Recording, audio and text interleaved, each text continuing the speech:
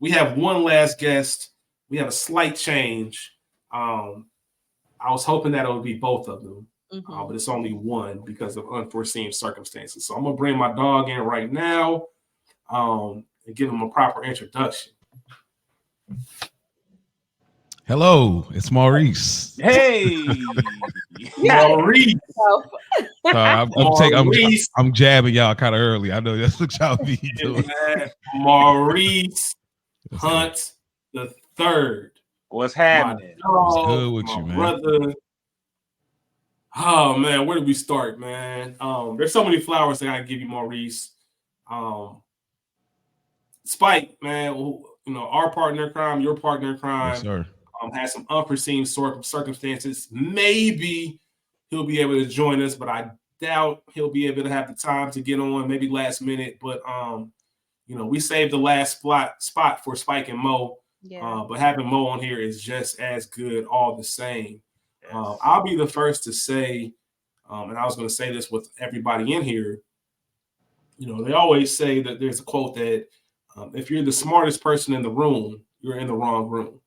Mm-hmm. And when I look at and just to lay the table properly, 99% of my recording is done throughout all the shows that I'm a part of. Is done with School, Ray P, Mo, and Spike. Yeah, it's kind of like the community that we built in a roundabout way. And going back to the quote I just said, I can honestly look at all four of you and say there is a very specific skill set that I want to master because of what you guys bring. And I'm not just saying that, I mean that genuinely. There are so many times where I'll finish recording an episode with Rachel and I'll pull up the dictionary app and get on word of the day and just say, I need to get my vernacular up because Rachel's out here pulling words out the bag that I want to have in my arsenal. I promise. All of this, man. There's just so many. What you do from a production standpoint, Mo, for all of these shows, what you do as a human being and your perspective, and being able to know that I'm not gonna go with the crowd. I'm gonna push back against what you tell me, but it's always gonna be love. And I've said this to you as well. I think the highest compliment I can give you is that. In school, to tell you, man, I'm stuck in my ways. When my mind's made up on something, my mind's made up. But you have a very distinct ability. We'll have a conversation about something that I disagree with, and I disagree with, and I'll tell you I disagree with. But I still find myself later on throughout the day thinking about what you said. I'm like, damn, maybe I should look at it a little bit differently because of Mo. And it's a beautiful thing because it's not like you're changing my mind. But it's opening my mind to look at things from a different perspective because of what you bring to the table. Yeah.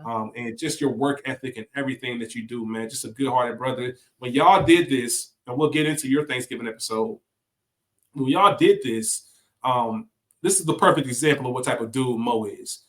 There's a brother named Dro, who's a friend of the Another Week in the Books podcast, one of Spike's good friends, childhood friends. And he was on the episode and he said a compliment to you, Mo, and I really thought about it like, yo, that's spot on. He was like, Mo, you're the type of person that when I listen to you and have these real conversations from A to Z, it inspires me to be better. Like you make me want to be a better husband to my wife. When I'm ready to throw in the towel on shit, I think about you and how you look at your marriage and the perspective, 100% knowing that this shit is difficult. Yes. But you know that there is no way out. This is it. This is what's going on. So that just says everything about you as a man. And you're kind of like that poster boy or leader of that. Look, we signed up for this for a reason, and we're going to see it through. And that's not just with relationships. That's with everything you put your mind to, brother. So we're excited to have you on. Appreciate you for making some time. Before School and Ray get into it, I want you to plug what you got going on because you have a lot of podcasts, specifically Roll, which I think is an incredible piece of work. But go ahead and introduce yourself. I mean, I don't know if I could do any better than that, bro. I'm gonna be honest with you, like, bro, chill out, man. Bro, chill out, man. Like, I ain't come here to cry, bro. It's about y'all. Like, for real, I already had my moment with the other one. I couldn't even go back and listen to it. So I didn't, but I do appreciate that, no doubt. Like that's a real love, and I love that that fellowship that we're able to have from man to man, and even with you all three of you. But yeah, some of the stuff he named, Another Week in the Books, is we did something similar to this during the Thanksgiving episode, and I was excited when I heard that you were doing this. I said, "Oh, it's perfect. It's perfect," because I love what y'all do over here. And how long y'all been in business here? Well, we started 2020. Technically, we started September 2020. Mm-hmm. The Culture Garden that you see now started, I say, August of 2022. Okay, yeah. Like we were dibbling and dabbling for those first 18 months, and then we just kind of say, you know what, let's give it a shot, see what we can do, and take it from there. So, I mean, as far as dropping episodes each week and all that all started in August of 2022. I guess it feels so much longer to me because I came across y'all and we got y'all with Insecure. So that's why it feels so long. Like I've been listening to y'all way before I ever reached out. So you know what I mean? I know that's y'all too, but yeah, just Road audio drama series for those that are unfamiliar with what that is. It is a audio fiction podcast. It's something that I wrote during the pandemic. I came up with the idea with my cousin and then kind of revamped the idea and created my own story out of it. Briefly, it's a coming of age story of a young black man trying to find his way, but he always finds himself in trouble. He's a ladies' man. He's a former, weed man. A lot of scenarios that he goes through with love interest. But that is me playing the character of Jalen Watts. He's from Indianapolis, Indiana, and y'all will have to tune in. But it's 3 seasons of that. I really enjoyed it. It progressively gets better from my voice acting, the writing part, and even really the production. Like I came a long way. So it's a little rough in the first season, but it's still compelling. And I'm currently trying to work on turning it into an audio book. So I want to do the 4th season as an audio book. It'll be a little different because people used to the sound effects. You hear the walking, the door, some of the sexual stuff too. But you hear all these different sound effects that kind of bring the story together to really take you into that world. So that's that. Of course, Good Earners, reviewing The Sopranos. That's what brother Rich and Spike Lou we do in Another Week in the Books, which I've probably heard on here as well. So yeah, man, I'm glad to be on here though. I've been trying to get on here for a while. I didn't want to be thirsty, but I was about to get thirsty. I ain't gonna use that. I really didn't want to be that person, bro. Like, I'm glad you said that, bro, because I was meaning to reach out to you about some different movie ideas. So Mo, we'll talk about how we even connected. Mm-hmm. But Mo had told me a long time ago, once we had enough banter to be like, you know what? Like, you cool, you a good podcaster. What movies do you like? Like, what movie would you want to be on? He told me Bad Boys. Mm-hmm. And I've always had it in the cut. And I always think about that, especially since me, him, and Spike are recording more. Because, of course, I'm just one of those people, like, first come, first serve. Like, I got to have Mo on before we have Spike on.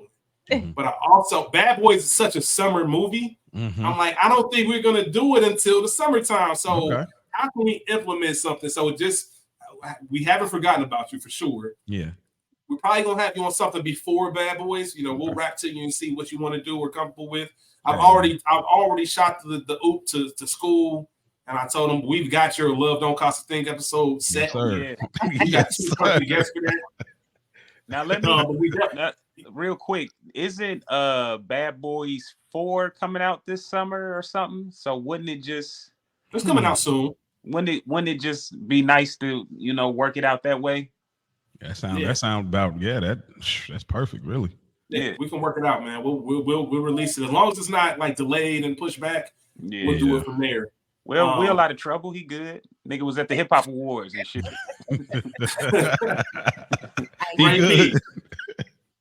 Ray P. Yeah. You had a guest appearance on Another Week in the Books. I did. I from day one, as Phil said, and he said it jokingly, but I mean it. Like he made the joke about your back hurting from carrying this. Oh my gosh. Maurice will tell you way before it's the rest of the Culture Guard was in the conversation. I would always say like Ray P is my favorite podcaster. Like he's so good, and it was really important for me to do what I could to support you and maybe broaden your horizons and record with things that aren't in the realm of We Got Y'all and Culture Garden. Yeah. And I was pleased to be on Another Week in the Books with you. You want to talk about that experience and what it was like working with Mo and Spike, and just, I think you instantly fell in love with those brothers and their energy because it was all genuine. I did. Yeah, so that was honestly my first time really branching out. So again, and I know I've said it then and then again on your friends and family episode, but I just want to thank you for opening your home essentially to me and opening that door so that we could have what I felt like was really, really genuine and authentic conversation.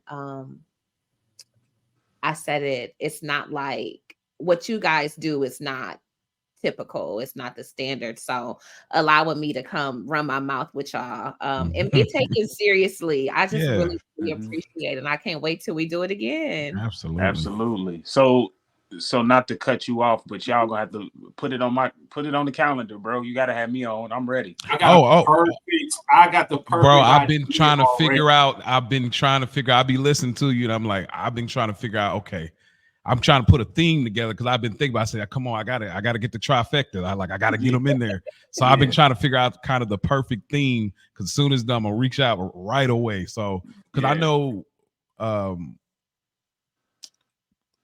about I say Rich? Spike working with Derb on, I think, their relationship podcast. So that was one of the things that came to mind on that. But I still got to know. I got to know about that story, but we'll get there. I'll put it out here right now, and this is something I thought would be. Oh, guess what? He just hit us. Who? It's about to get even crazy. Yeah, he just hit us. Go ahead, let's go. Hold on, man. I gotta get my dog on here. He about to Lil Wayne take over the verse at the end. Like he about to go crazy. I would know. Is it Molitical? Wow. You found his music? Whoa, hey, whoa. I was not ready. Wait a minute. Yourself. Huh? I was gonna say it when you jumped on, but you introduced yourself before I. Oh wow! You like really in this journal bag for real? Like, what's really going on, man?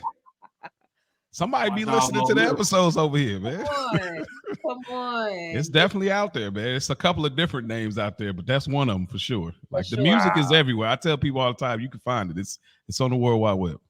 I love it, man. When you're coming out of retirement, for those who don't know, if you listen to Another Week in the Books, the intro song is Mo. I don't know if that's Molitical. I don't know if that's M3. I don't know what moniker that is. But it is you. Yeah, that's just Maurice right there. That's Maurice Hunter III, man. That was my last name before I put the mic down in that regard. So I love it. Who knows? Maybe, like I said, they somebody offer some kind of like partnership or something. I drop like a 10. I still got some stuff written as of recent, but I just ain't, did nothing with it. Yeah, man. Always, once a rapper, always a rapper, man. Let me go back a little bit. So I'm gonna put this in the atmosphere right now. Just my 2 cents.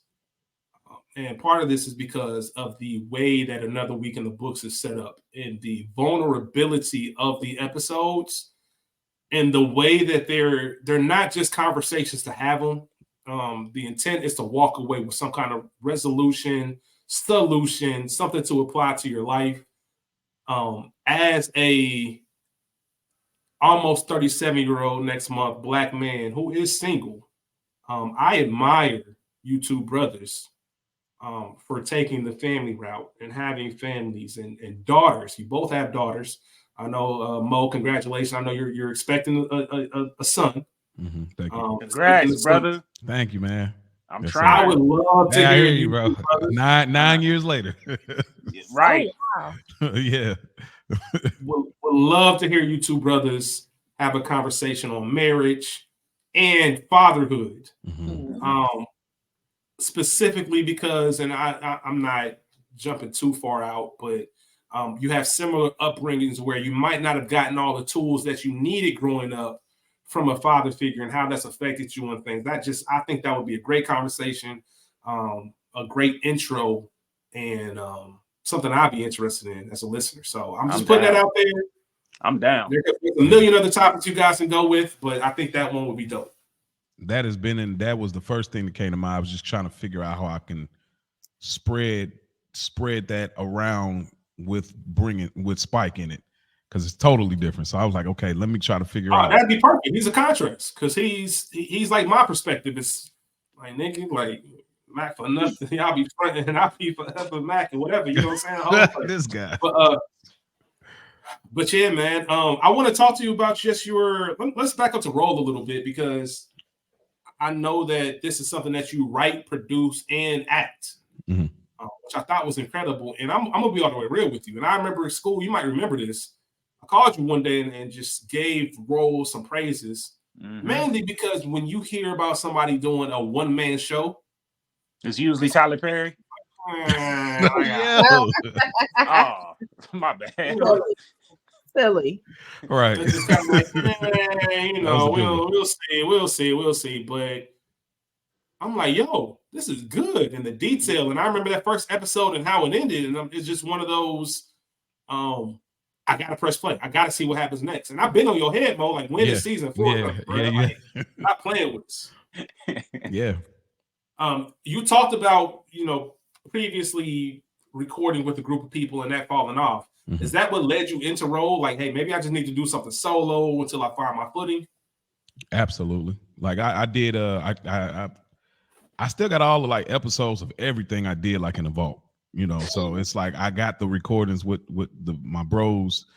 I got the recordings where I tried to do like I don't even know what kind of podcast. Maybe it was some like self-help podcast. Now that we got terms for it, but that I probably did like 18 episodes, and then I just ran out of stuff to talk about. I was just giving so much of myself. And nobody else to like conversate with. So I just went back to the drawing board, and I just like, dang, maybe I ain't post a podcast. And then I started hearing a lot more of these fiction podcasts. And I was like, what if I could do that? But then I started thinking about actors, actresses, and this and that.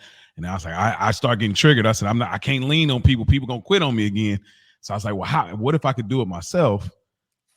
And then I said, okay, how would I do that? How could I keep people engaged with just one voice?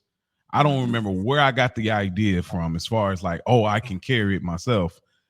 I can't remember. It's got to be something out there. I can't remember what specific podcast, but one of these audio dramas I listened to, I said, you know what? I can probably carry this. And the producing part of it just kind of came from, I was doing this thing called it's EMF radio, which was like while we were doing the podcast, it was called Excuse My Friends. And so I was doing this little thing to kind of throw something on the feed, because we would record like every 2 weeks, sometimes 3 weeks. It just wasn't often enough. So I was like, maybe I could do something. So I tried to do this like fake radio mix thing with mixtapes, and that's why I kind of started learning stuff on my own. Like, how can I'm in GarageBand just using effects, trying to figure out stuff. And that's was me first cracking it. And I only really did all of that out of necessity. Like, everything I did was out of necessity. If I could have had an actor lead, I would have wrote and had an actor lead. If I could have had somebody produce and I just act, I would have just did that. If I could have just wrote it, you know what I mean? But everything was out of necessity, and I just didn't want to be pretty much sitting on my balls on my own again. So I said, I'm going to do it myself. And so that first season, I really didn't even write. I just kind of thought and imagined it all the way through, kind of Jay-Z style for you Jay-Z fans out there. Talk your shit. But that's why. But then the second season I started to write, because I was like, I want to remember these details. And that's why I progressively started getting better, and I started to really imagine these characters. I even made like a casting sheet for people who I would have them to play in real life. I never revealed it to the public. I may still have it somewhere, but I had people in mind when I was thinking about these characters that I was bringing in. I know what it was. The show You? Yes. Yeah. I love that show. The book is what gave me the idea of, you know what, I could do this, because it's one guy. He's doing all these voices, but he's got you drawn in, And when I listened to it, I was like, I think I can do this. And that's where like the inspiration was. But yeah, I just enjoyed it, man. And every season it's so exciting. Like, I don't know where I'm gonna go with it, but when I get into it, I'm engulfed in the world. And I will say this, because I don't want to make this about me, but it really is an emotional toll when you do this. Like, I'm not an actor, but I definitely start to understand why they say, like, when you get out of it, you got to really take a moment, because there was like moments and scenes in there, from the first season that, like, I didn't lose somebody in that way, but like it was even like the breakup and certain, I don't want to, spoil it for anybody. They say, I'm gonna check this out. But like certain moments, I was like really getting emotional. Like, I had to, once I stopped recording, I had to kind of, go for a walk for a second. Like, whoa, what is going on? I tapped into nothing like this before. So it's been a great experience doing something like that, man. I did some other acting spots too. On Black Widow. Some people definitely know Black Widow. They're out there, but I did that's kind of a erotic podcast or whatever. So I did a 2-part episode over there, and that was that helped me keep that momentum going. So, but yeah, I hope I answered the question, whatever it was. On my bad. Listen, I lend my voice to roll. Maurice, you might be on to something, bro. And I'm not making this shit up, bro. I've been interested in voice acting. Bro, you can do it. I'm not even trying to be funny or like that shit has been on my mind for the past like 6 months. Like, wow. I love characters and like I do little voices and shit with my daughter and just like, wow. Give us one. Nope. That's why she Rick's favorite podcaster. Hey. Nope. Hey, come on, man. This is the casting call right now. Like, give us something. Give us a Game of Thrones, like the Black Thrones. He said, oh, that's dope. Real quick, because I know we're expecting Spike to hop on hopefully any moment, but we talked about the voice acting and kind of getting deep into it. You did something that they were highlighted on the Thanksgiving episode. One of the listeners highlighted, and I've always highlighted it and told you how much I admired and appreciated it. Was you? We talk about this from time to time on Culture Garden. Just how much work it takes to do this. It sounds silly from the outside because how much work is it really to talk about movies and television? Like, you know what I mean? It doesn't seem like that, but the research and detail. And the time and doing it weekly on top of jobs and other responsibilities. And, Rachel and myself, we're not even parents or partners at this moment. So we have a little bit more free time. I was about to say something crazy, but I'm not. We have a little bit more free time. Speak for yourself. We have. You don't know me. You don't know what I got going on, bro. That's the problem. He does know. That's the problem. But you hit a moment between another week in the books, between good earners, and you say, yo, I got to take some time. Like, I need 3 weeks off, y'all. Yeah. I need to take some time off to get my mind right, my life right. Whatever it was that was going on that you just knew, like, yo, my tank is on E. I admire that because there's always this FOMO floating around where I got this spot or we're on a roll right now. How's this going to look when I step away? We're going to lose momentum. We're going to lose listeners. There's so many options for people to click on. If we disappear for a little bit, how's that's going to go? And what was it that inspired that decision, and what kind of gave you that? How much did you struggle with the idea, man? Maybe I shouldn't because of those reasons I just mentioned. I mean, like, I spent most of my life not really being confident, not really valuing myself, just kind of putting myself way out there just to fit in. Like, I'm doing the most. Risking my grades, risking my getting in trouble at home so I can fit in because I don't feel valued because for whatever reason it is, something about me ain't enough or ain't good enough to fit in with these set people. So I used to do things like that, and I carried that kind of cloud around for a long time of not feeling valued. You know, I'm questioning my intelligence. Am I really smart? I'm struggling in school. I'm questioning my look. I'm dark skinned. I'm questioning everything about myself all the time. And so when I started to get in the space of making music, I was feeling better about myself, but I still would always be nitpicky about everything. Finally getting into the podcast realm, as things kept going, even when I was doing the work with them, my friends before, I was feeling good about it because I'm like, this is funny, but it ain't nowhere near what it is now, obviously. But I was starting to gain momentum. Yeah. By the time me and Spike started, when I finally reached out to him and wanted to create this, and we started gaining momentum, I started to feel value. I started to say, no, what I'm doing, it holds weight. Like, I know that there is quality here. Because I'm doing the work now. Like, I'm not playing around, I'm just recording on my phone and then just throwing the thing up there, check it out. No, I'm doing the work now. Yeah. So now I found something to attach my confidence in, something to attach my value in regards to what I could bring to the table. So by the time we get to I need a break, I believe in my product. You know what I'm saying? I put the work in to say, if you're willing to leave, either I'm not good enough or you weren't a real fan anyway. But I can't navigate based on like, I was a waiter before, bro. Like, you know what I mean? If you've ever been a waiter or a server, it's like, I can't navigate how, you know, like, I can't get paid that way because it's too much of a emotional thing for you to give me what I should be getting, and I shouldn't have to depend on you for that, and you shouldn't have to feel the responsibility to give me a paycheck, so to speak, as a waiter.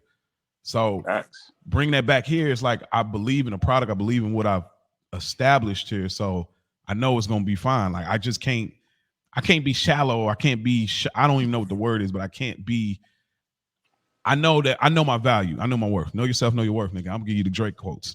You know what I mean? Hold that thought real quick, Mo. Hold that thought real quick. We gotta add Spike Lou in the mix.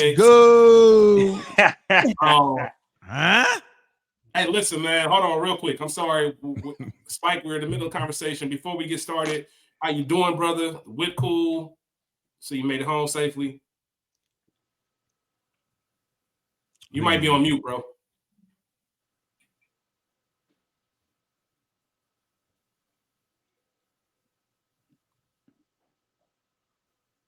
You might have to change your settings. It might be your setting might be in the lined in instead of your actual mic. That's why I know I had to change it. You got to go into the program and change it. Come on, producer. That's right, girl. Super producer of the year, man. I appreciate it. And again, that's out of necessity. This ain't what if I could just pull up on the mic, I will pull up on the mic and give you 48 bars. You know what I'm saying? And you know what? I appreciate Rich for making my job easy. You know, you know what I mean? Like, come on, like, yo, just give me the verse. Like, let's do it. You know, I always say I think School and Rich do the real work. I just come in, that's Rich. Talk shit. They got quotes, they got real details and data that they've said. They got data. Fucking talking. Nah, you're so good at it. That's all it takes. That's all it takes for real. But yeah, Spike, you got to go at the bottom of the screen. There should be a settings tab, and go to audio and just make sure the speakers and the audio is to the right mic and all that stuff.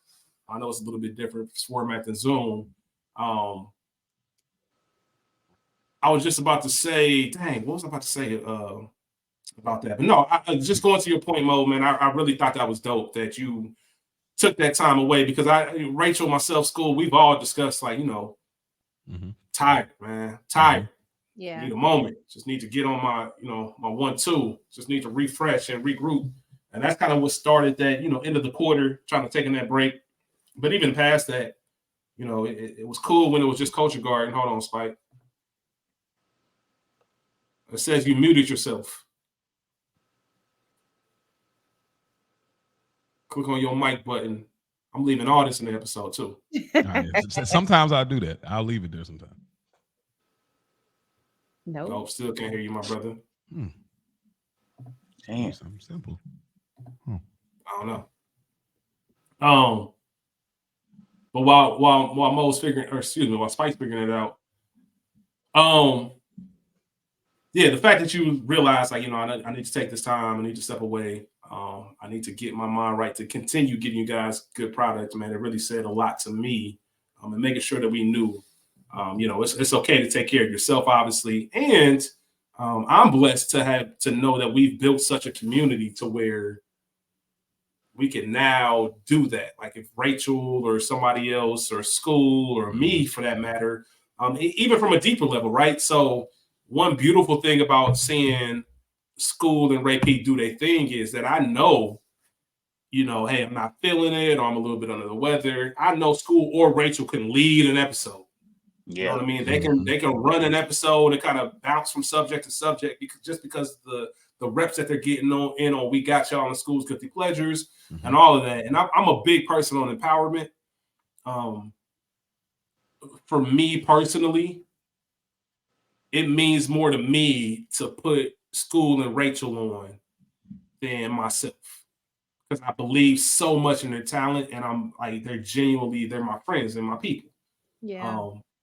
And I love the fact, more than anything, I don't think there's anything anybody could ever, any compliment somebody can give me about what I've done or said on an episode that will like match the joy that I see of them, spreading their wings and doing their own thing.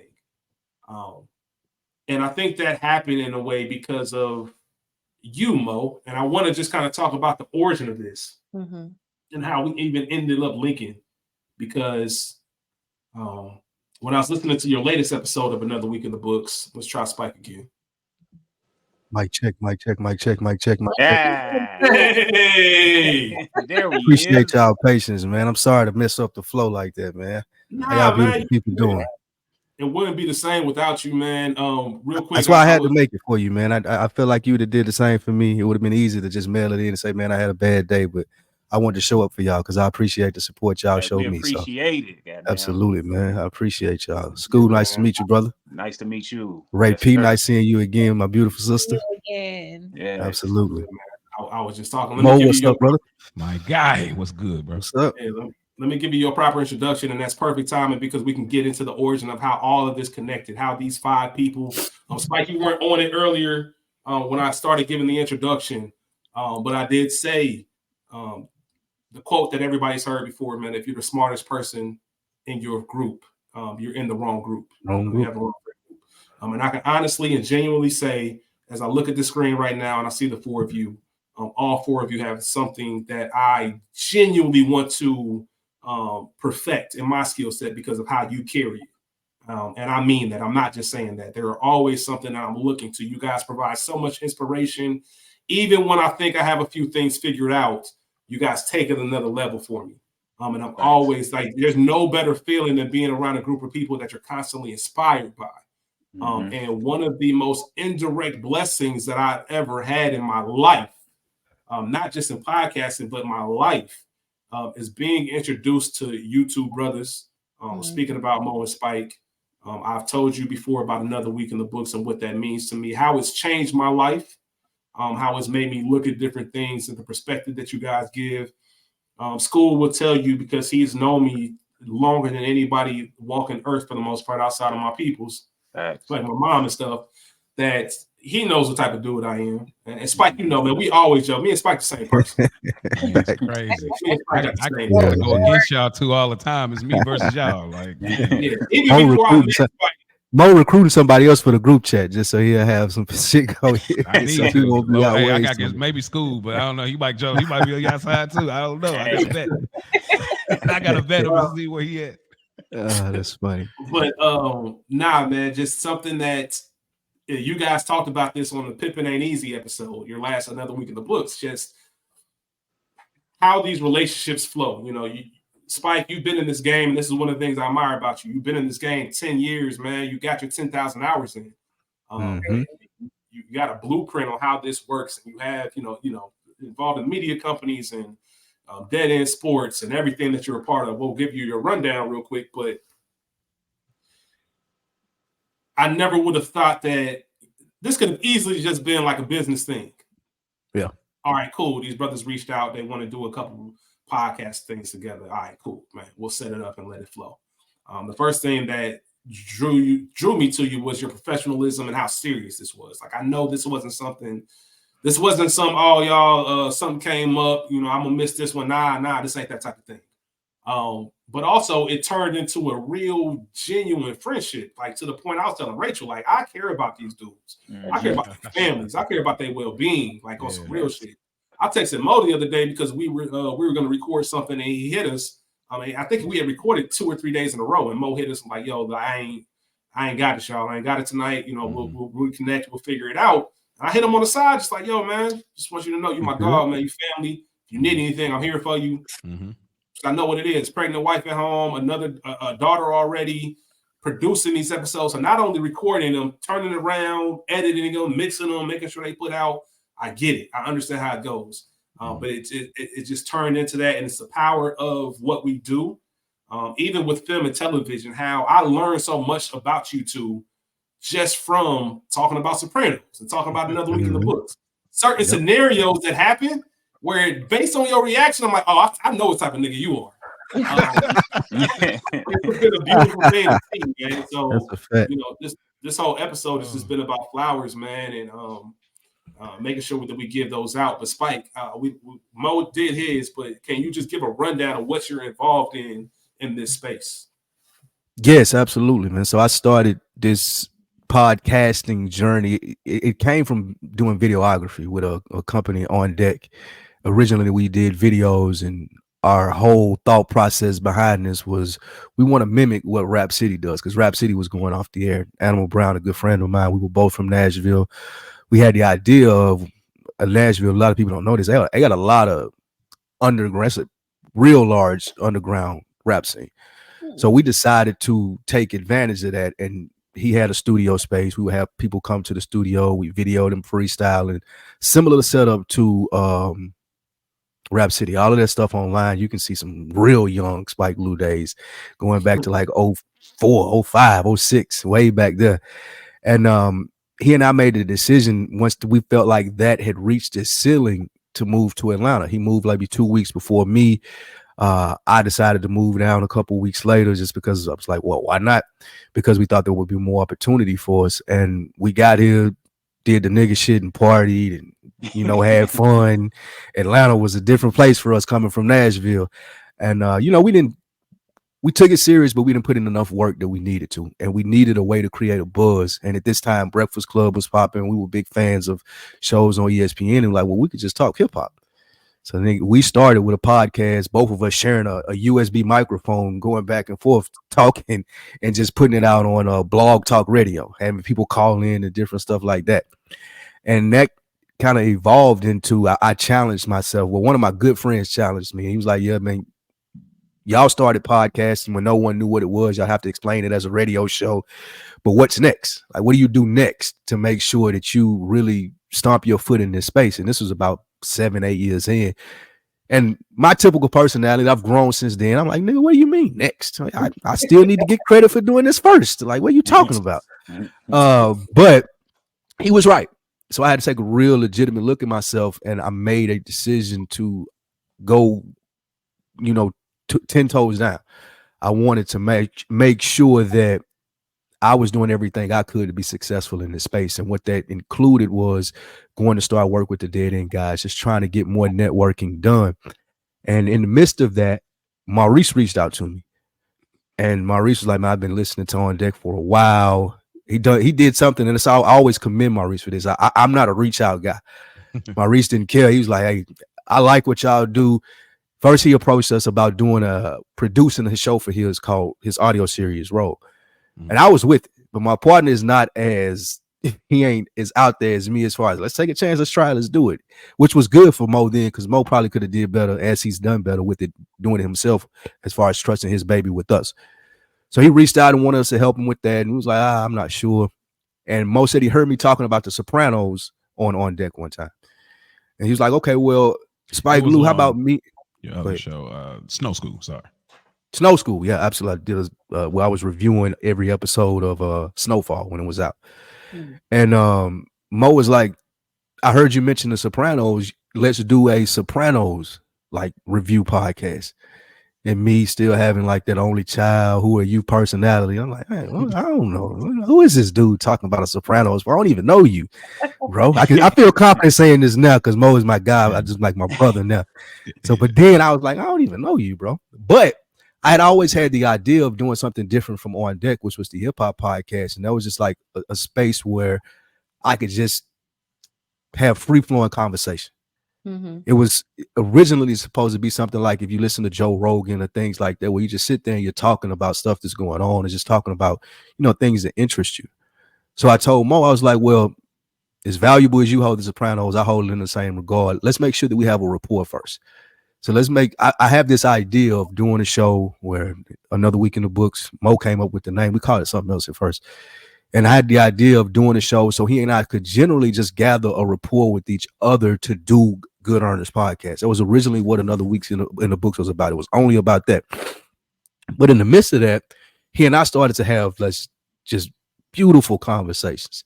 Mm-hmm. We got to know each other. He was inquisitive about my journey. I had questions about his and his viewpoints and things that we've seen. And those conversations just matured into what you have now with Another Week in the Books and why it's so special. Like people reach like Rich or say, I value Rich's opinion a lot since we've met each other. And he'll say, man, this changed my life. Or we'll get people that randomly reach out and say, man, I can't not have this on Friday. Mm-hmm. I had a friend that I grew up with. We used to talk every day. And then, just life's it was maybe 4 or 5 years since we had talked. But then I started doing Another Week in the Books and he started back contacting me again. Just today, that last episode that Rich was talking about, he's like, man, I've listened to this 3 times. I've listened to this. Time out. I told y'all in the group chat today, I said, this top 3. Yeah, you did. You did. That was a great episode. Pippin ain't easy. Yeah, Pippin ain't easy. Very good. Incredible episode. And what makes that so amazing when you say that, Rich, it ain't even that we going in with that mindset. That's why I always like to feed. Like Rich wrote us a text today talking about the episode. God, if it was from a girl that I ex anything I messed with, I would have just okay, and just kept it moving. Like long, but I was hung to kept it moving. Yeah. One of them long texts, and I was hung to every word because every word, bro. Like it was thought out. The critique was well received. It was great to know that people take time out to listen to it like that. And even though I was mentioning my homeboy, he was like, man, I've listened to this 3 times. And here's what I got for you. Because I picked up on some stuff that you said. And that always amazes me. And me and Mo was talking about it. I don't even really think people understand how much fuel that adds to the fire. Because again, we just started this as 2 dudes wanting to do podcasts and do another podcast, but it's developed into a genuine like community per se, for lack of a better word. And that is powerful. It's moving. It always, like Rich don't even understand. I can't even put in the words like the feedback. I'm waiting for his feedback every Friday. Like every Friday, he'll hit us with I just hit play, fellas. What we got in the books this week. And he don't. I haven't expressed to him or even my homeboy that listened to it on like he said, he listened to it 3 times or on a weekly basis. He said he's telling everybody about it that he comes across just because of the conversations. And I never expected that. I don't know if Mo did, but I never expected that. And just being the wonderful brother that Mo is, and his personality and how we're able to, fill each other out, fill each other out with and just not. It was kind of rocky in the beginning. We had some disagreements and we weren't sure. I don't know if we weren't sure if we were going to move forward. Just some conflicts of interest in his expectations of me and my expectations of him. Yeah. But that was one of the key moments of the podcast, us having that actual conversation on air and being open enough to each other to be like, oh, okay, I'm figuring this brother out. I don't got to write him off. He don't have to write me off. We don't have to be mad at each other. Right. Like we can real deal do this and have genuine conversations. And since that episode, I would say it's really took off.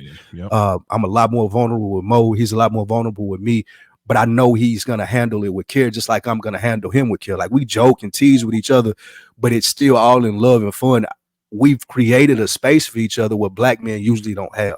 Yeah. Like Black men, and that's a lot of the feedback that I hear. Like now I'm comfortable to have these conversations with my homeboy. Well, that made me open my eyes to have these conversations with my friends. So that's essentially how we got to here in Another Week in the Books. And then Rich as talented as he is, Mo reached out to him for Good Earners. I listened to a couple episodes. I like, well, Mo was suggesting like we should just make this a 3-man thing as far as, doing the Good Earners. And again, we talk every day in the group chat. I'm amazed at what Another Week in the Books has grown to and the branches that it has, spawned off. Man, I was long-winded, but I wanted to get all that out there. Beautiful. Man, I got one quick thing, and then I want to open it up to school. And Rachel, obviously, you guys might have questions, but this is something I've always wanted to ask you. I've never asked you directly, Spike. You talked about it on Another Week in the Books, and it goes hand in hand with your journey and how long you've been doing this. You've been to a bunch of like revolt conferences, and you've interviewed certain people and artists and celebrities. One thing that stuck out to me. Interesting name right now because of everything that's going on in the news. But Harv Pierre. For those who don't know, if you're from that Making the Band era and all that, man, Harv Pierre was one of the producers for like Puff. Like I forget what group it was. I don't know if it was Hitmakers, whatever it was.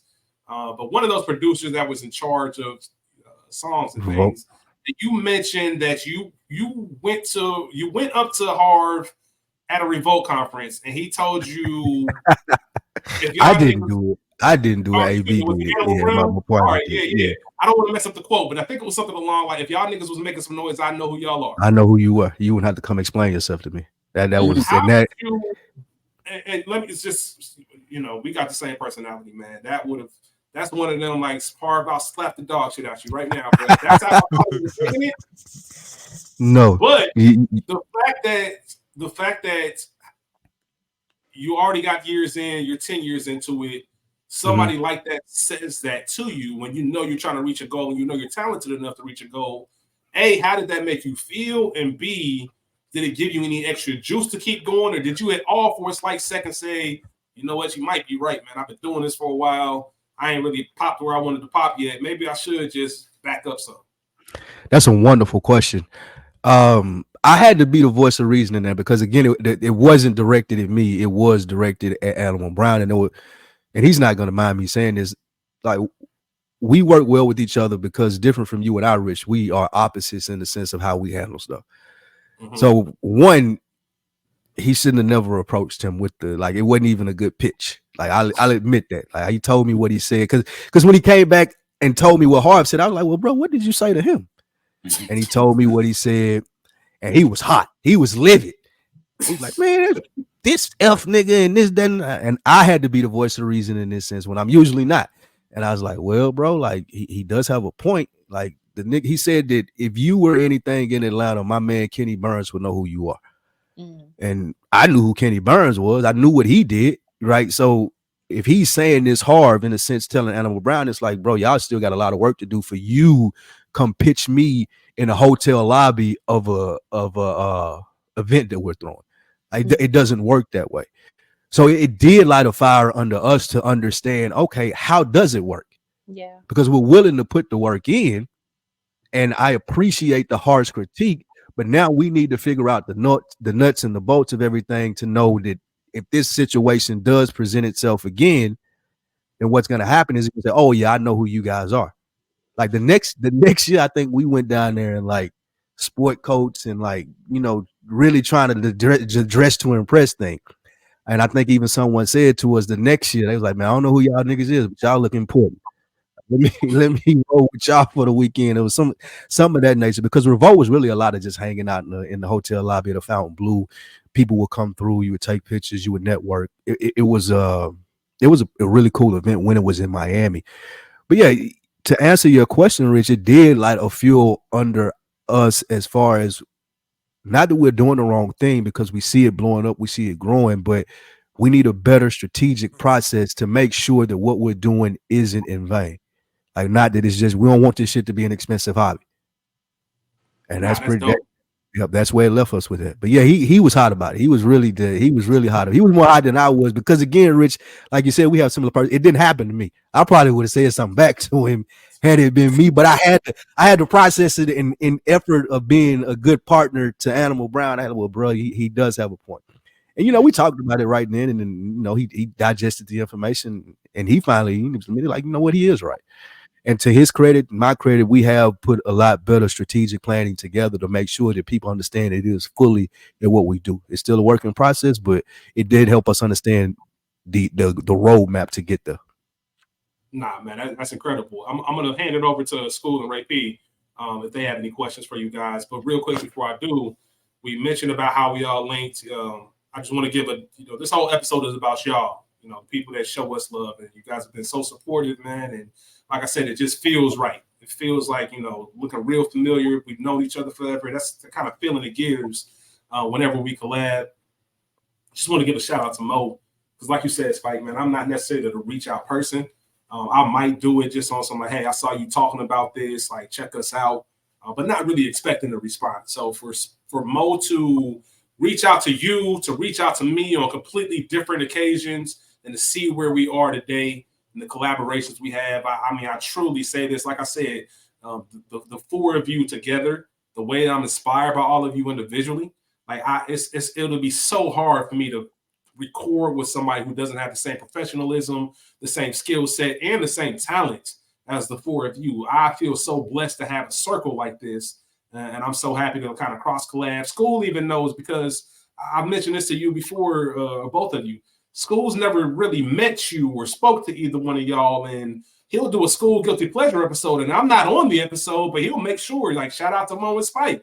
Like, just because he knows, like, yo, I know, Big Bro rock with them, and he just don't vouch for anybody. Like, he knows that about me. Like, I'm not gonna do it.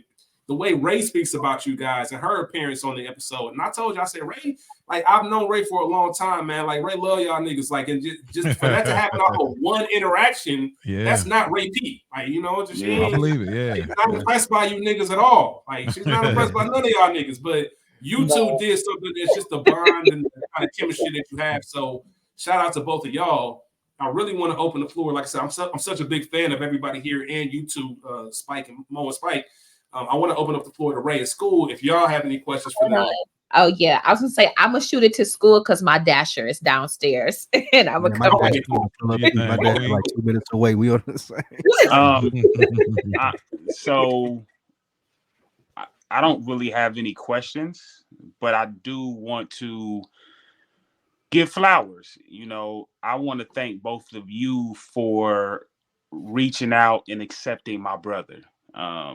Because without you two, man, you guys in the work you guys have done and inviting Rich to do certain things has opened his eyes to things, and he's pushing shit on me now, and not in a bad way, but all good shit. Like, he's got me listening to another week in the books, and just motivating me, and that's because of you two. Like, he went from just guest starring, kind of like Steve Urkel on Family Matters. Like, he just started off as we have him in for a couple episodes, and then next thing you know, the niggas in the show. Like, so I appreciate you guys for that, man, because you guys honestly changed his life, which in all changed all of our lives. So I love you guys just for that off rip, real shit. So man, thank you, man. I appreciate y'all. Hey, School, real quick, man. I love the fact that you brought that up because, for one, I think Spike specifically, but you as well, Mo, as far as what you guys do. Like, Spike, you're kind of the template of what this could be. School will tell you in our early years and our early journeys, like, we had the iPhone 7, man. We was recording, no microphones, no speak, no nothing. We was just That's the learning work, how to man. edit ourselves. Like Mo talked about necessity. Like, we had to. Like, we had no idea what we were doing, but we just said, you know what? Too many people out here doing this. We can figure it out. We just kind of always had that mentality with it. And when we talk about another week in the book specifically, the vulnerability is something that I always speak about. Just the openness and the way you want to open up. And it's helped me with School as well, because it's funny. I forget what you were talking about as far as like, man, maybe this won't even go anywhere. I don't know if it was Mo or Spike just talking about a podcast, man. Maybe this won't go anywhere or whatever it is. I always joke, man, you really don't have a podcast until you get into it with your co-host.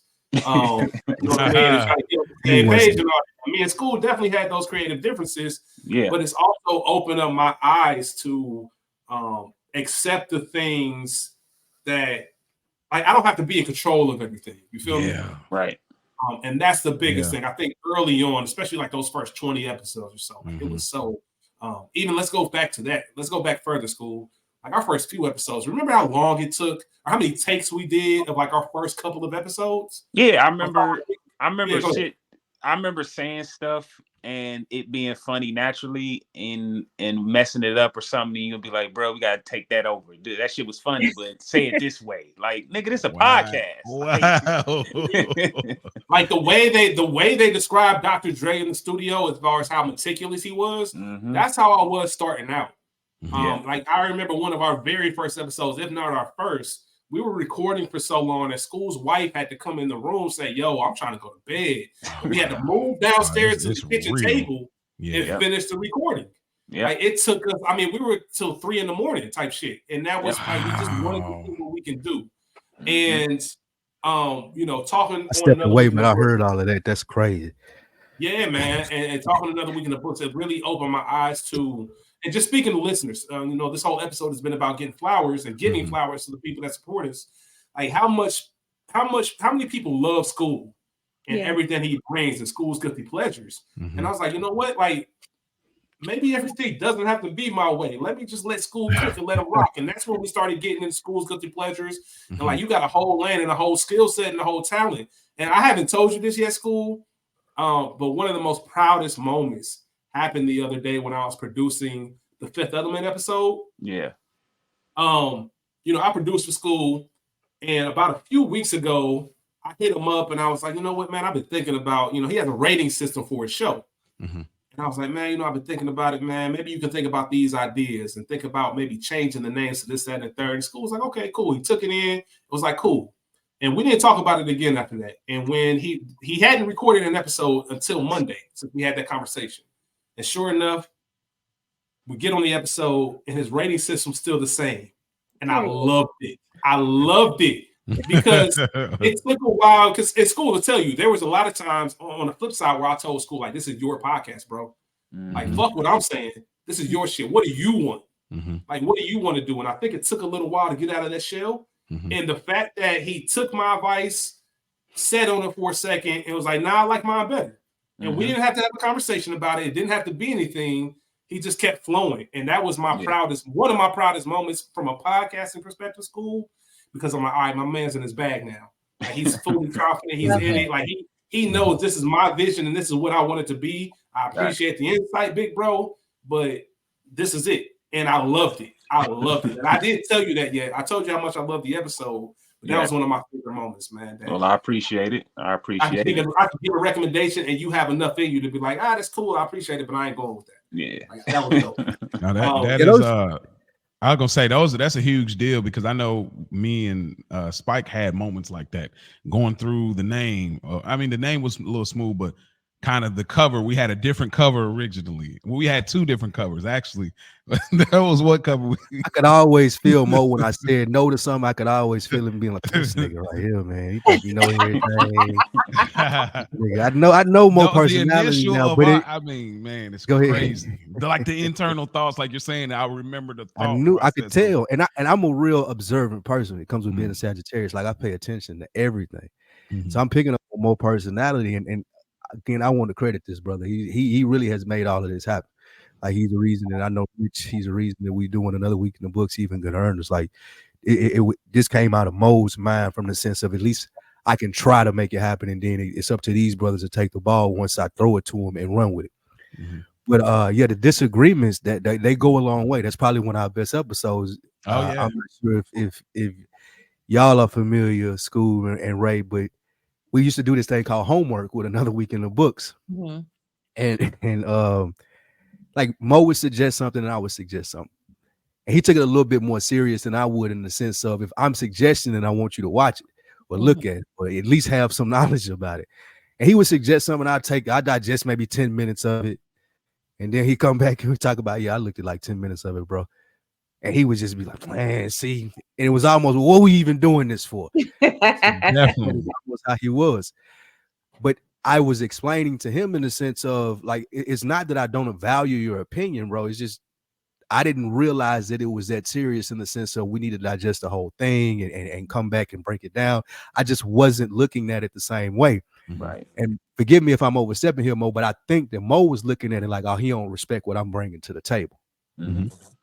But we had that conversation on air, and it took another one of my homeboys to hit me up, and he was like, hey, bro, you can't deal with Mo like you would deal with us. We know you. We know your personality. We've been knowing you since we were 15, 16 years old.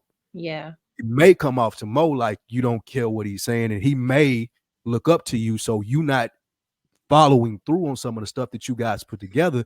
That's kind of disrespectful to him. You know, I'm trying to plead. This my homeboy, so we can go back and forth.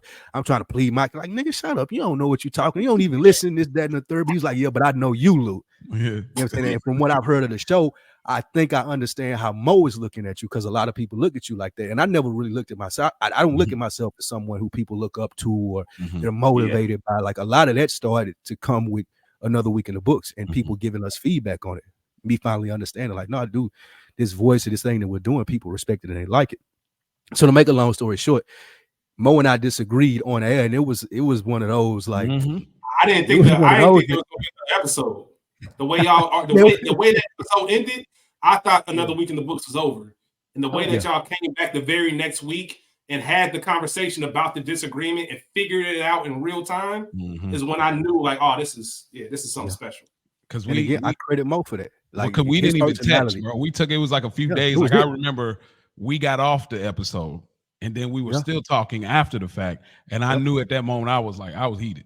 I was like, okay. Yeah, he was. You can see it in his eyes. But and the thing, I wasn't even that mad. You can even hear how I sound at the end of the episode. For those that are looking for it, if y'all want to check it out, it's chapter 18, Walking Like I Talk It, and then the following episode, chapter 19, Let Me Holler at You.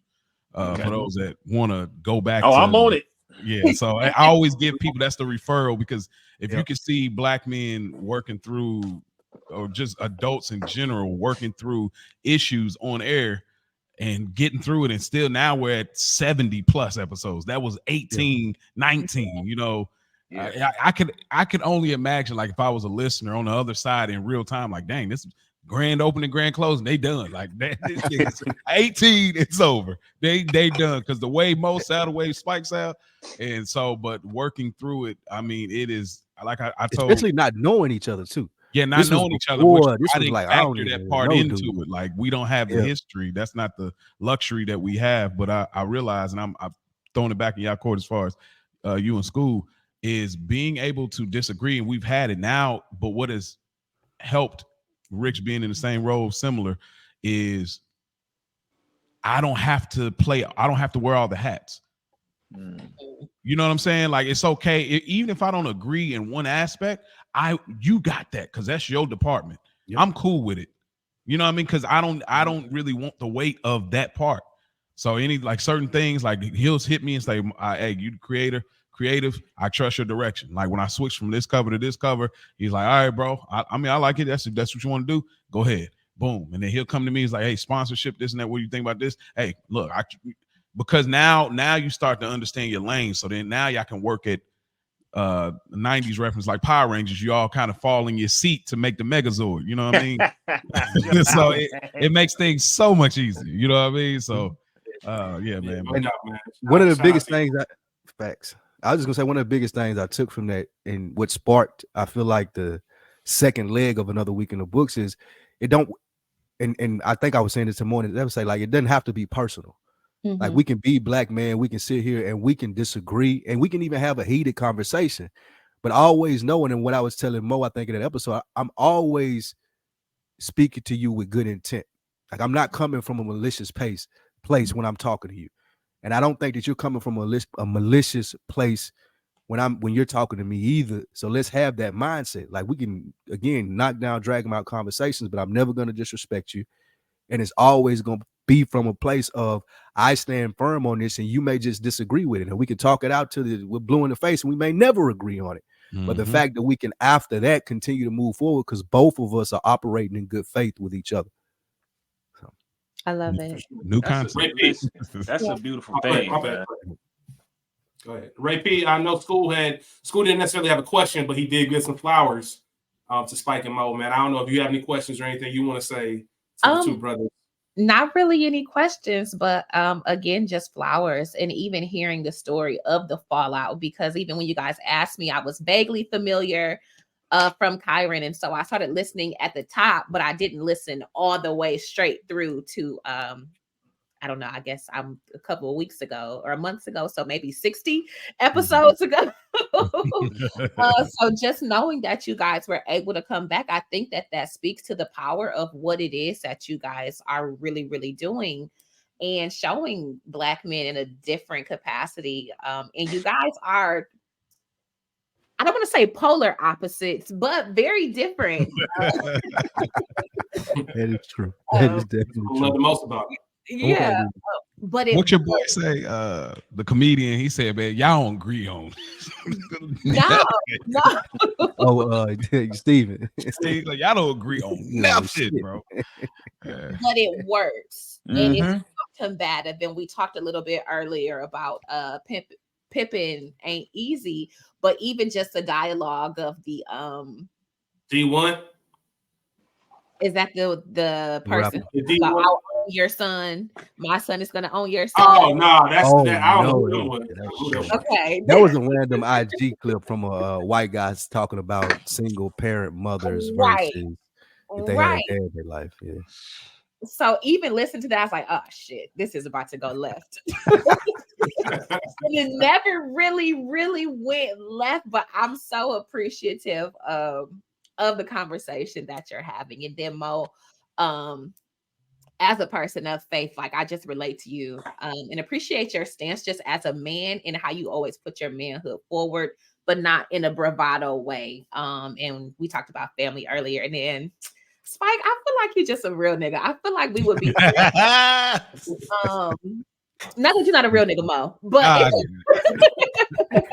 but it's just different. But I feel like we would talk shit and it would be cool. And I love y'all. And I don't love these niggas, but I really do love y'all. Yeah, we appreciate that. Yeah. Somebody who's known. Yeah, somebody who's, like I said, somebody who's known Rachel for a very long time, since we were teenagers. Crazy. I knew right away what that appearance on Another Week in the Books meant to her, how much fun she had, and how much she just responded to the both of you. Yeah. And there's just something that you naturally bring out of people. You know, we're going to have a lot more time to work together, to collab, to do other things, not just within necessarily Culture Guard and Another Week in the Books, but, you know, there might be some shows that some of us mix in on. Yes. All that stuff, man. The possibilities are endless, but I do want to just say this as we wrap things up. For one, I'm going to keep this in the episode, but I'm also going to slice this up, and I'm going to release this. That's what I definitely was about to say. This is a whole. I'm going to release this whole segment as its own. Okay. But also on top of that, man, school, before Rachel got involved, school and myself kind of started this thing. Rachel's been Jordan coming to the Bulls in '84. You know what I'm saying? LeBron coming to the Cavs in '03. Like, seriously, like a franchise changer. Like, she, you know, we don't really talk about our story, and we will one day, but the steps that it takes and the way school and myself trusted each other to get to that point. There was a moment I talk about all the time when we first started in 2020, and I always say, you know, 2020, September 2020 to August 2022, we only put out like 12 episodes. Yeah. And we were really cool. And I remember one day school was just on some like, yo, we still got, he literally said it like this. Hey man, do we still have a podcast? And it was just that, you know, and that's, you know, you talk about knowing each other in school. Me and school, man, school know me better than most, if not everybody. And he knew exactly what to say and the tone to say it. So then he'd be like, you know what? All right, let's get on it. And we really started turning this thing around. Me knowing your personality, Rich, I already know how you took that. I would have took it the same way. Like, nigga. You know it, man. But can I get y'all flowers though before we get out of here? I'm be quick, but when I'll wait till you're done. I just want to get y'all flowers. All right. That's cool. But I told you, Mo, you're responsible for all of this, just for your selflessness to reach out to Spike, to reach out to me, to kind of somehow, some way make all of this work. We ended up at this space and it's beautiful. I couldn't have asked for better people to work with, let alone better people to know. School and Rachel are already family. Y'all have join into that. Like when I say I genuinely care about you guys, not on some IG, all good to see you doing your thing. Like, nah, man, like, you know, we talk often every day. I want to see you win. Yeah. Yeah, want to see you win, man. I want to see all y'all win. And I just appreciate it. The point I was making earlier when I was talking about School and Rachel was we recently had conversations, and I think just yesterday, this morning, me and Rachel was talking. I told her, I said, listen, 2024, foot on the gas, because we are too talented to not really make this shake. So to have real people that you can talk to and touch that inspire you. You know, when I look about your plight, Spike, when I look at your story and your plight, you know, where you started and where you are, that's something I can visibly see and say, all right, then those are the next steps. Because you always hit a step where, you know, you're doing your thing, you're happy with your progress. Now what's next? How do we take what we're doing now to that next level? You two are who introduced me to what that next level looks like. And kind of helps me navigate for School and Ray P. Like I said, I take a lot of personal pride in them, in their friendship, and I want to see them win. Fuck me. Like, I want them to succeed and do well. And that's part of my grind. Like, I want to see them be put in position to where everybody sees what I see, that these are two incredibly talented people. So thank you for sharing your time and your stories and for being an example of what you can do in this industry and in this lane. And the crazy part is that we are all we're at the tip of the iceberg, man. We haven't even unpacked everything that we can do. And I don't know what it's going to look like, but the five of us together in some form, separately, just being able to support each other and have each other's back, man, is going to come and turn into beautiful things. So shout out to both of y'all for that. Mo, I know you said you had something before we get out of here. I know it's a little long-winded, y'all, but I'm gonna try to be brief, really brief. I got a real quick one before you do it. Oh yeah, go ahead. I want to know about the weed in the headlight. Like how did that happen? Yes.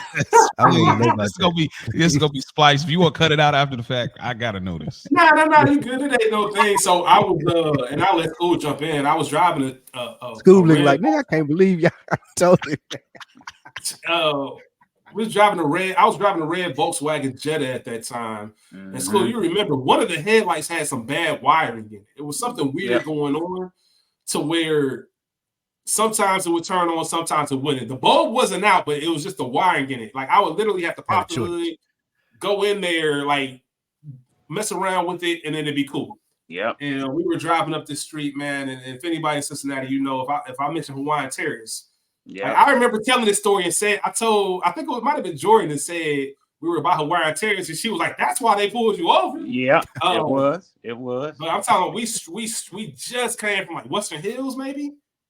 Listen, it was at the bottom of Coleraine. I'm talking about we just picked up the bud from Western. Yeah, it was at the bottom of Coleraine, bro. I was working at Red Lobster, man, and you know the restaurant industry, man. We had met this dude. He had some crazy buzz, nigga. Like this is right when Reg got out. Niggas weren't fucking with Reg, and the loud was becoming it, and he had some. This shit was purple, green, blue. This shit was crazy, and we went and grabbed it. And I remember. We got pulled. They, like you said, the whole shit with your car, and we got pulled over. And my first instinct, and I learned this from my nigga, and I ain't gonna say his name, but my nigga so dope. And he used to, you know, the plastic bag. This I ain't trying to be nasty, but it sticks. It will stick to your scrotum. Like if you tuck that shit under your balls. I already know what you're talking about, that bro. Shit I sticks know right exactly. to your scrotum. And I tucked mine, and Rich looked at me and said, "Yo, grab my bag." I said, "Oh, my bag." Got you. You hear me? And I did what I had to do. And like he said, motherfuckers smelled that shit. Yes, sir. They couldn't find it. They couldn't. I've been there before. They could not find it. I wish, like the funniest moment. Me and School still talk about it. We were in the back of the cruiser, and the dude, you hear me? He tearing the whip up. Right. The cop is trying to find it because he knows it's in there. He can't find it. He comes back in the driver's seat, and his partner's in the passenger seat with us. We in the back, his partner in the passenger seat.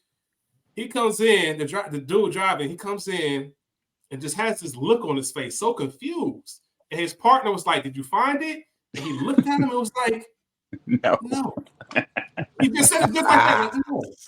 As a matter of fact, I didn't find it. Yeah. But I know these niggas got this shit on them. Uh-huh. And they let us go. And the rest, as they say, was history, man. Yeah, we went right to the right up to the crib and rolled up the fattest shit. Smoke a fat blunt after that. I heard. Hell yeah. Been there talking about, hey, the bro. reason the school brought up the restaurant shit is because you know how niggas are, man. Shit. I'll give you about 10 extra biscuits and a little shrimp. For sure. Absolutely. Absolutely. You got the quarter for me. I'm gonna get you together. Yeah, hook it up. Listen, oh shit. It used to be a drive-through, and I know y'all ain't familiar with Cincinnati, but on this street on Hamilton, it used to be a drive-through. And hold on, time out. They don't know what drive-throughs are like a very Ohio thing. Oh, well, pretty much a store, but you just drive through it. Like quick, like a convenience store, yeah. They got a drive-through liquor store down here in Georgia.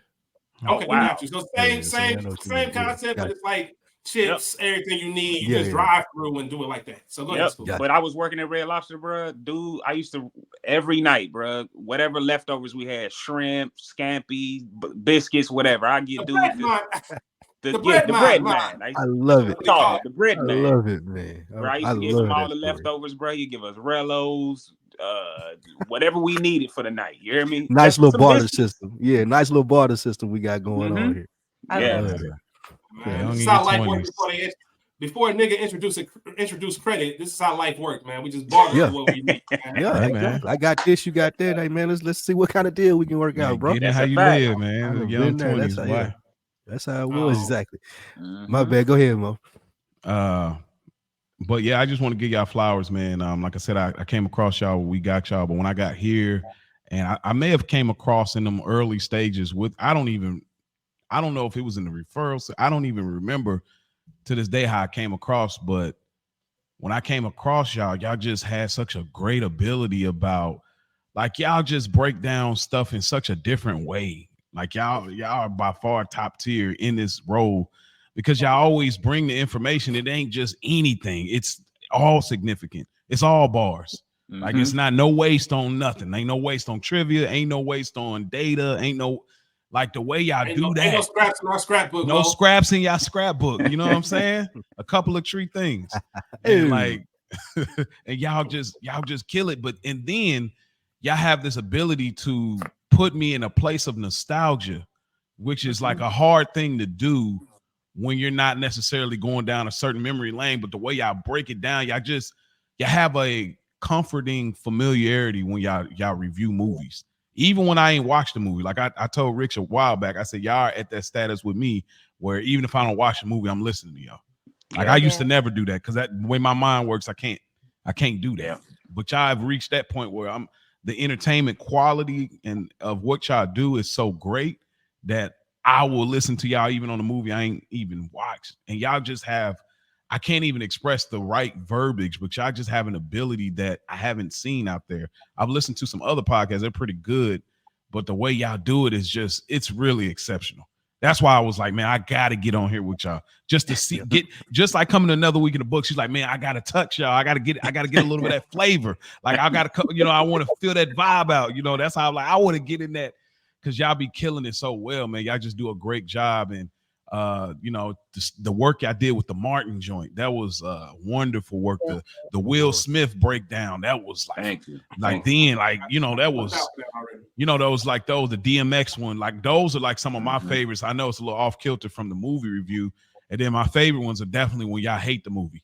Oh man, I love those. I text Rich, I say, oh man. I don't know if it was Pretty Woman. I'm trying to remember the most recent, but y'all immediately came in and Rich was dogging it crazy. I was like, oh, I love this.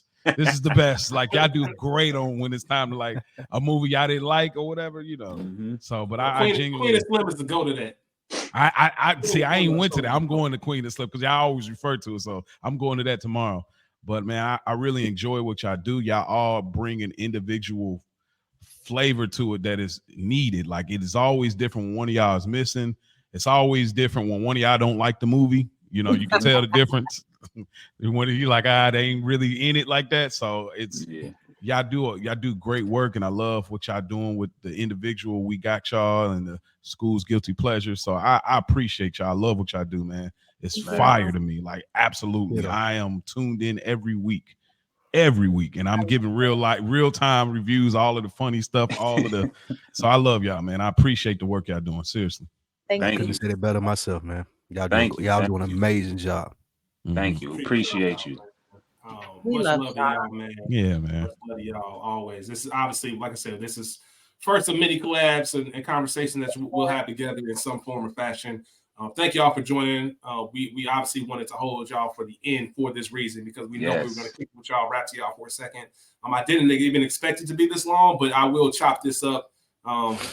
We'll include it in our friends and family episode, but we'll also just release this segment maybe that first week of January when we're on a break, just to kind of fill that gap, so people can really get to know you guys, because I truly believe in your talent and everything that you guys do.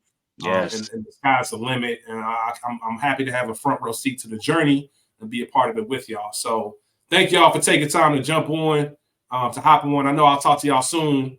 Appreciate y'all, brothers, man. This meant the world to us. Like, really meant the world to us for y'all to carve this time out. Thank y'all for having especially us, late man. on a Wednesday night. So thank you. Yeah, We thank love for y'all. having us Straight on up. that Love platform, y'all man. too, Absolutely. man. Same here. Yes. Same here. Yeah, man. Y'all already know, man. I'm gonna get at y'all. Me, Ray, and School gonna wrap this up. I'm gonna get at y'all, man. Peace. Peace out. Peace. Peace out. Peace.